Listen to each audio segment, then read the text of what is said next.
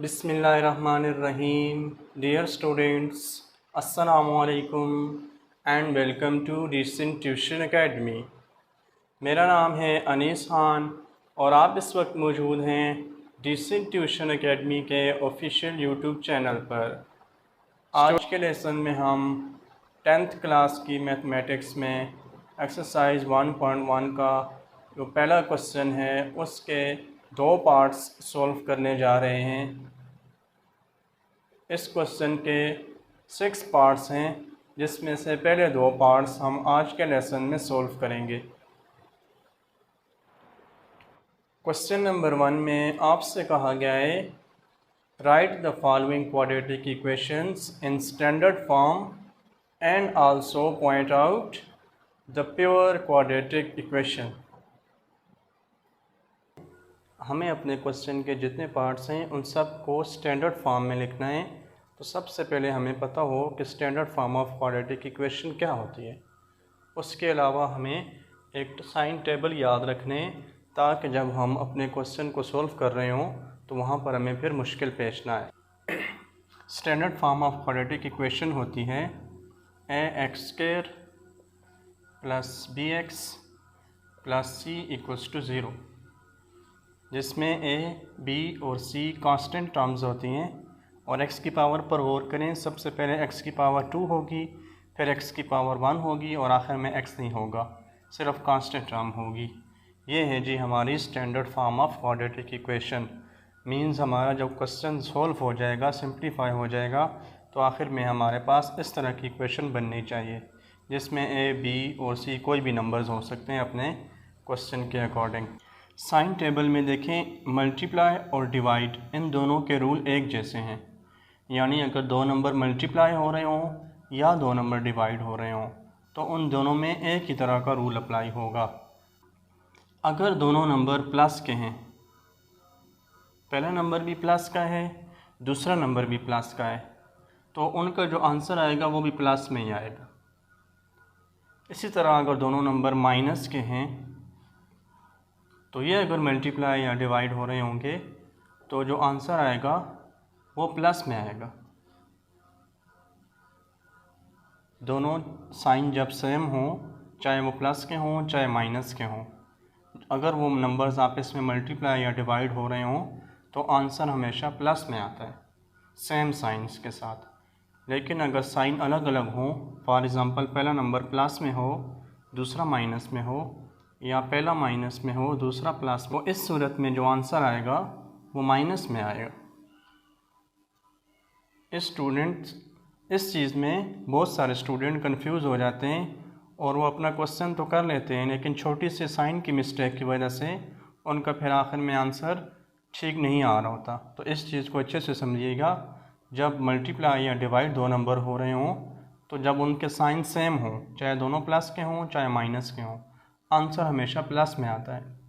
लेकिन जब उनके साइन अलग अलग हों, पहला प्लस में हो दूसरा माइनस में, या पहला माइनस में दूसरा प्लस में, अलग अलग साइन हो, तो उस सूरत में फिर आंसर के साथ माइनस का साइन आएगा। इसी तरह प्लस और माइनस इन दोनों के रूल एक जैसे हैं। दो नंबर प्लस हो रहे हों या माइनस हो रहे हों तो उस सूरत में फिर हम किस तरह उनके आंसर के साथ साइन लगाएंगे। अगर दोनों नंबर प्लस के हों तो आंसर भी प्लस में आएगा। अगर दोनों नंबर माइनस के हों तो होंगे वो प्लस, ये बात याद रखिएगा। जब दोनों नंबर माइनस के हों तो होंगे प्लस, लेकिन आंसर के साथ माइनस का साइन आएगा। दोनों नंबर माइनस के हैं, होंगे वो प्लस, लेकिन आंसर के साथ माइनस आएगा। इस तरह अब अलग अलग साइन हो, एक नंबर के साथ प्लस हो दूसरे के साथ माइनस हो, या पहले के साथ माइनस हो दूसरे के साथ प्लस हो, तो इस सूरत में वो होंगे माइनस। होना उन दोनों ने माइनस ही। जब अलग अलग साइन आ गए तो फिर उन्होंने लाजमन माइनस ही होना है। साइन आखिर में कौन सा आएगा? जो बड़े नंबर के साथ होगा। ठीक है, मैं ग्रेटर के साइन लिख देता हूँ। जो नंबर बड़ा होगा दोनों में से, उसके साथ जो साइन होगा वो आंसर के साथ साइन आएगा। जी, अब हम चलते हैं अपने पहले पार्ट की तरफ। देखें, पहले पार्ट में जो क्वाड्रेटिक इक्वेशन लिखी हुई है x + 7 × x - 3 = -7, इस इक्वेशन को हमें सिंप्लीफाई करने के बाद स्टैंडर्ड फॉर्म में लिखना है। तो देखें, इसमें दो एक्सप्रेशंस आपस में मल्टीप्लाई हो रही हैं।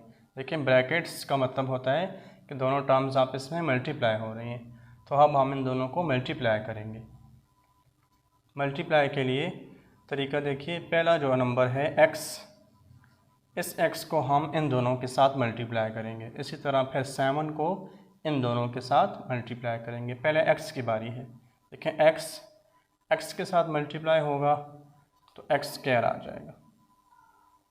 x के साथ मल्टीप्लाई हुआ x²। अब x ने -3 के साथ मल्टीप्लाई होना है, तो साइन टेबल अब याद रखिएगा, हम मल्टीप्लाई कर रहे हैं। तो x के साथ साइन है प्लस। जब कुछ ना लिखा हो तो इसका मतलब होता है कि वहाँ पर प्लस लिखा हुआ है।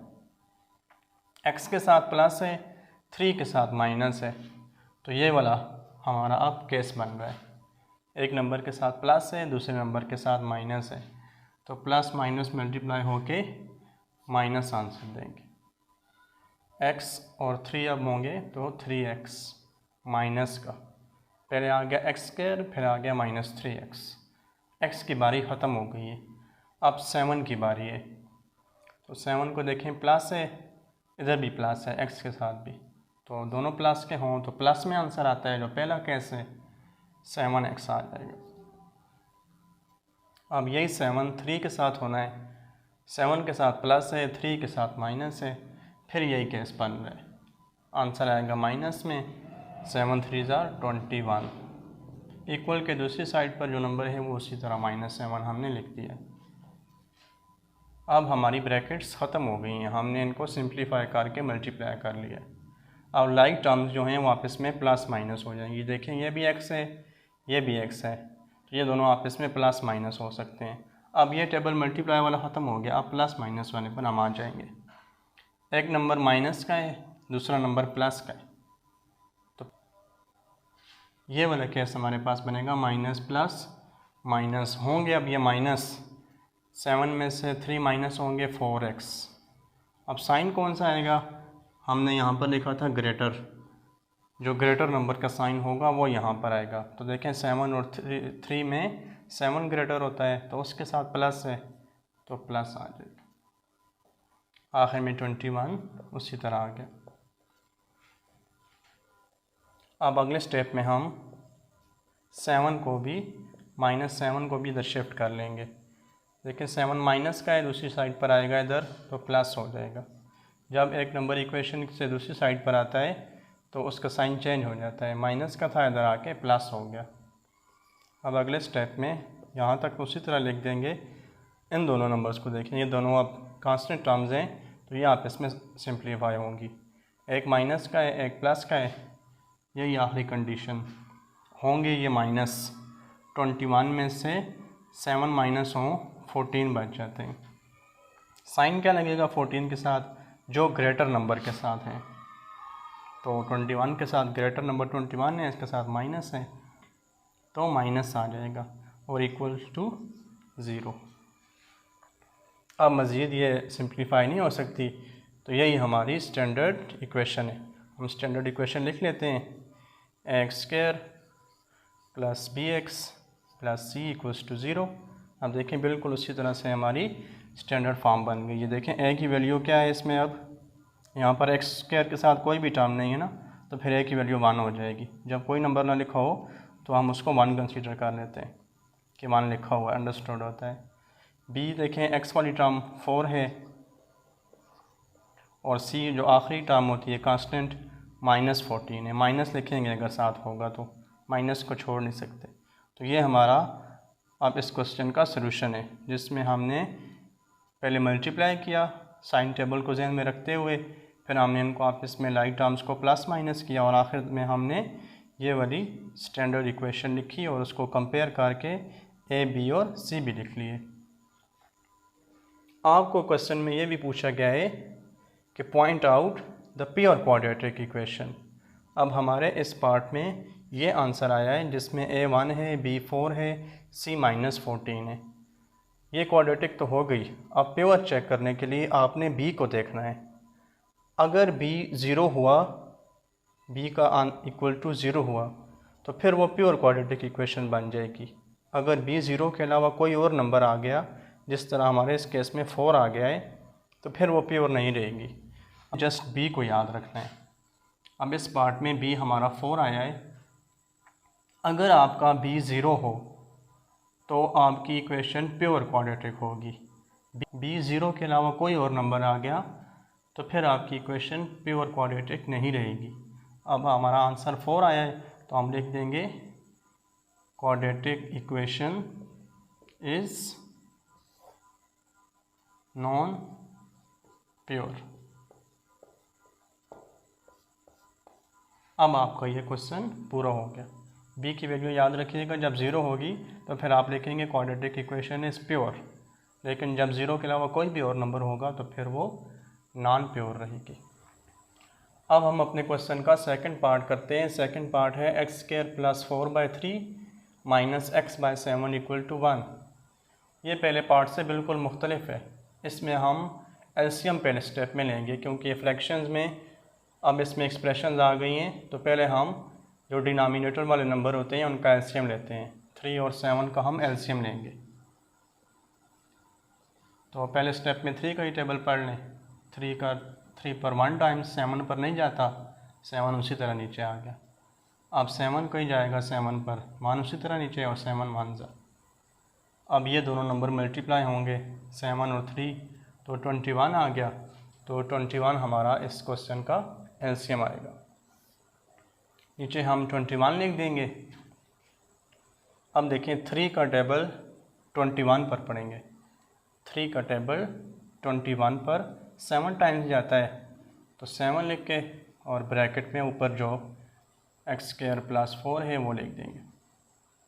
आगे माइनस है तो माइनस लगा देंगे। अब 7 का टेबल 21 पर 3 टाइम्स जाता है, तो 3 लिखेंगे और ऊपर x है तो x लिख देंगे और = 1 उसी तरह। दोबारा देख लें, 3 और 7 का एलसीएम 21 आया, वो नीचे लिख दिया। 3 का टेबल 21 पर 7 टाइम्स, तो इसके साथ 7 आ गया। फिर 7 का टेबल 21 पर 3 टाइम्स, तो x के साथ 3 आ गया। अब ये मल्टीप्लाई हो जाएंगे। 7x² के साथ होगा 7x², आगे प्लस 7 4 के साथ होगा 28, आगे माइनस आ रहा है 3x के साथ होगा तो 3x डिवाइडेड बाय 21 उसी तरह और = 1 भी उसी तरह। अब ये 21 इधर डिवाइड हो रहा है, दूसरी साइड पर हम शिफ्ट करेंगे। ये 21 उधर जब जाएगा 1 के पास तो मल्टीप्लाई हो जाएगा। जब एक नंबर इक्वल के इस तरफ डिवाइड हो रहा हो तो जब दूसरी तरफ जाता है तो मल्टीप्लाई हो जाता है। अब बाकी सारा हम इसी तरह लिख देंगे। 121 से मल्टीप्लाई होगा 21 ही आ जाएगा। अगले स्टेप में हम 21 को भी इस साइड पर शिफ्ट कर देंगे, क्योंकि हमारी स्टैंडर्ड फॉर्म में इधर 0 होता है। 7x² + 28 - 3x है। 21 जब दूसरी साइड पर शिफ्ट होगा तो -21 हो जाएगा, क्योंकि इधर ये प्लस का है, कुछ ना लिखा हो तो प्लस होता है। 21 जब इस साइड पर शिफ्ट होगा तो माइनस हो जाएगा। अब लाइक टर्म्स को हम सिंप्लीफाई करेंगे। x² वाली तो एक ही टर्म है, उसके बाद x वाली देखें तो x वाली यही एक टर्म है और इसके अलावा x वाली कोई भी टर्म नहीं है, तो इसको हम x² के बाद लिख देंगे। ये देखें माइनस में है तो माइनस इसके साथ ही रहेगी। 7x² उसी तरह नीचे आ गया। अब हमने x वाली टर्म्स देखनी थी तो वो एक ही है, तो x² के बाद x वाली टर्म को लिख दिया। उसके साथ माइनस था तो माइनस भी इधर ही आ गया। अब कांस्टेंट टर्म देखें 28 और 21, एक प्लस का है एक माइनस का है, होंगे माइनस। 28 में से 21 माइनस हुए 7 आ गया। साइन कौन सा लगेगा? जो बड़े नंबर के साथ है। 28 के साथ प्लस है तो प्लस आ गया =0।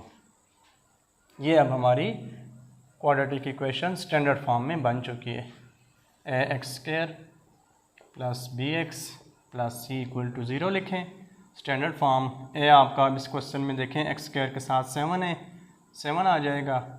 बी आपका एक्स के साथ -3 है तो बी -3 आ जाएगा, और सी आपका 7 आ जाएगा कांस्टेंट टर्म। तो ये आपकी इक्वेशन स्टैंडर्ड फॉर्म में आ गई। नेक्स्ट आपसे पूछा गया है कि प्योर क्वाड्रेटिक को भी पॉइंट आउट करें। तो इस पार्ट में भी b इक्वल्स टू -3 है, 0 के अलावा कोई नंबर आ गया है तो ये भी क्या होगी, non quadratic. Quadratic equation is, तो ये भी नॉन प्योर होगी। Quadratic equation is not pure.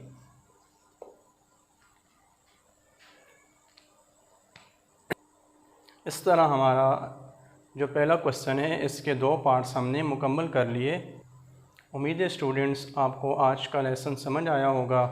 अगर आपको टॉपिक समझ आया है और वीडियो आपको अच्छी लगी है तो वीडियो को लाइक ज़रूर कीजिए, चैनल को सब्सक्राइब कीजिए, ताकि आपके कोर्स से रिलेटेड जो नेक्स्ट वीडियो अपलोड हो वो इंशाल्लाह आप तक पहुंचती रहे। दुआओं में याद रखिए, अपना और अपने अमाल का बहुत सारा ख्याल रखिए। मिलते हैं बहुत जल्द दोबारा किसी नए टॉपिक के साथ। तब तक के लिए अल्लाह हाफ़िज़।